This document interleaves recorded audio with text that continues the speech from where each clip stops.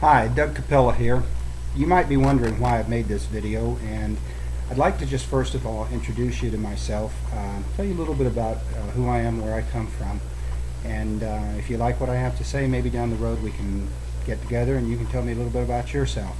First of all, if you're at all familiar with Atlanta, Georgia, I live in a place called Cumming, which is just north of Atlanta. Cumming, until recently, was the fastest growing county in the whole country, and either Forbes or Fortune magazine recently ranked it as the 13th most wealthy county in the United States. It is a wonderful place to live. It is all spread out. It's up near Lake Lanier on the north side of Atlanta. Great place to live, great place to raise kids, wonderful school systems, and it's no big surprise that it was growing as fast as it was, and it's still got a long ways to go. This is a huge area. In any case, I grew up as what was known back then, I don't even know if they call it this anymore, as an Air Force brat. My dad was in the Air Force. We traveled all over the world. My brother and sister, my younger brother and sister, were born in Manila in the Philippines, and we lived pretty much everywhere, Germany, Spain, Panama, you name it. And it was not at all uncommon for us to have to change schools in the middle of the school year.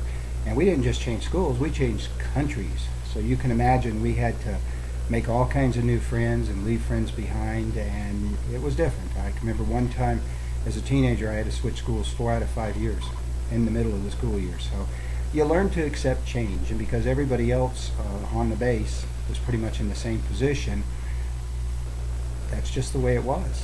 And that helped prepare me, I believe, for change as an adult. Now, when I got out of school, the first thing I did, I thought I wanted to be an accountant, and I did that for a couple years, and I enjoyed it, but that really wasn't me. It was a little tame for what I wanted to do, and that was back when computers were first coming out, and most of you young guys won't even know what I'm talking about here. Some of you that are my age or maybe a little younger can relate to this, but you didn't call it IT back then. You called it data processing, and you didn't program everything through a terminal with languages like C++ or Visual Basic or whatever. You had to use punch cards, and anybody that's ever worked with punch cards knows what a joy they were.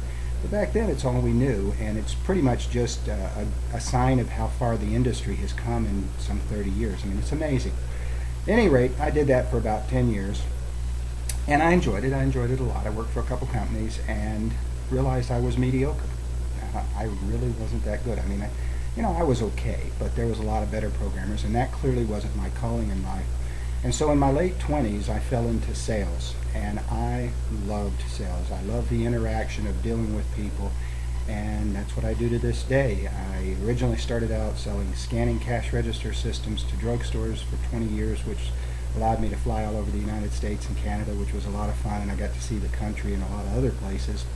And then, for reasons I'll talk about later, I became a realtor, and I love doing that. I mean, real estate may have been my calling, and my problem was my timing wasn't real good. I got into the real estate industry in 2005, and the real estate industry, as you may have heard, has had a few problems lately. And even though I'm still a realtor, most realtors are finding they're going to have to bring in revenue from an additional source. And earlier this year, I was in the hospital for what was supposed to be routine surgery, and I came down with a staph infection and was sent home with it, and a few days later was back in the emergency room in septic shock with a blood pressure of only 60/40, and they told me later that I was only about 2 hours from being dead. Well, the doctors fought with it for about 3 months, had no idea how to get rid of it. It just kept coming back, and I was headed for a 4th surgery, and a friend of mine told me about something that, crazy as it may sound, when the medical profession couldn't find the answers, this particular product got rid of it in 4 days, and it stayed gone. And that's an amazing product, and that's how I ran into that company.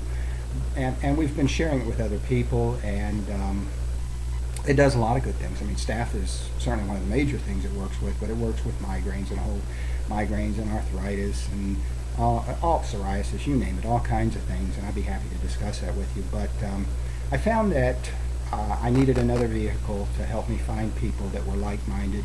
And that's when I ran into yet another group of people on the internet all over the world, a networking group called All for One Mastermind Network.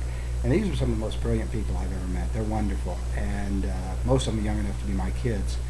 But these guys and girls are very, very sharp people, and essentially that's what I'm doing now. I'm involved with real estate, I'm involved with this other product, and I'm involved with these networking people who are teaching me how to reach out to people like yourself really all over the world.